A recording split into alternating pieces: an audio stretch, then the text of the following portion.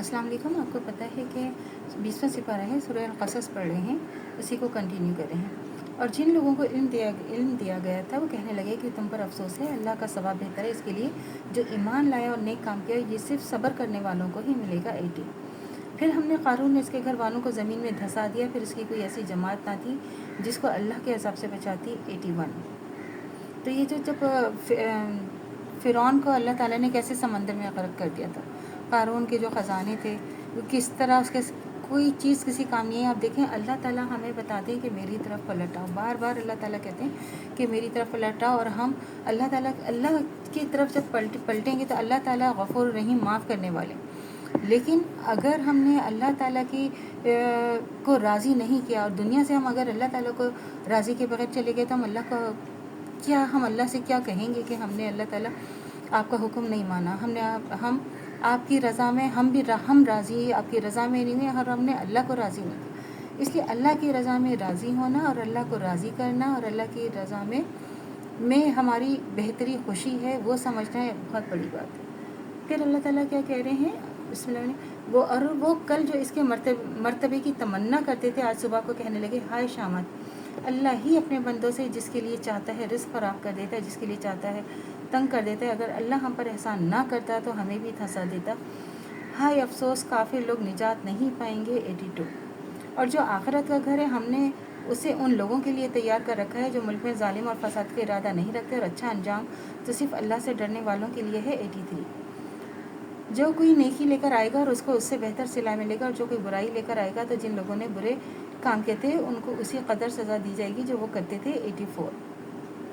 ज़ाहिर है जो हमने दुनिया में काम किया अल्लाह ने हमें उसी का फल देना है ना। ऐसा तो नहीं हो सकता कि हम अगर सेब काटेंगे तो हमें अमरूद मिलेगा, ये तो नहीं हो सकता ना। जो फसल हम बोएंगे वही काटेंगे, जो फल हम काटेंगे वही खाएंगे। तो अल्लाह ताला जब हम अपने अमाल हम लेके जाएंगे तो ऐसा नहीं होगा कि अल्लाह ताला कहेंगे कि नहीं, हर चीज़ पे पर्दा डालेंगे। अल्लाह ताला हमें बताएंगे, हमारे आज़ा, हमारे हाथ पाँव कान सब हमारी गवाही देंगे कि हमने क्या इस दुनिया में किया है। तो एक एक चीज़ अल्लाह ताला हमारी जो है वो जिस तरह एक कंप्यूटर में सेव कर लेते हैं, अल्लाह ताला के पास हर चीज़ हमारी महफूज है। और जो कोई नेकी लेकर आएगा तो उसको उससे बेहतर सिला मिलेगा, और जो कोई बुराई लेकर आएगा, जिन लोगों ने बुरे काम किए थे तो उनको उसी कदर सज़ा दी जाएगी जो वो करते थे। 84। तो अल्लाह ताला जो है ना उसी की सज़ा आपको मिलेगी जो आपने किया है। अल्लाह ताला हमें वही देंगे जो हमने किया होगा। तो यही देखें हर चीज़ अल्लाह ताला हमें बार बार बता रहे हैं। और अच्छा अंजाम तो सिर्फ अल्लाह से डरने वालों के लिए। 83 में अल्लाह ताला क्या कह रहे थे कि अच्छा अंजाम सिर्फ अल्लाह, जब हम अल्लाह का जब हमें खौफ होगा कि हम ये काम करेंगे तो गुनाह है और हमारे लिए अच्छा नहीं है, तो ज़ाहिर है फिर अल्लाह ताला ने हमारे लिए अच्छाई लिखी है।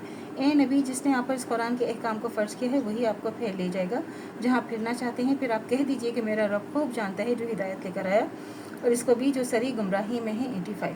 और आपको उम्मीद भी नहीं थी कि आप पर किताब नाजिल की जाएगी, मगर आपके रब की मेहरबानी से नाजिल हुई, फिर आप हरगिज़ काफिरों के मददगार ना होना। 86।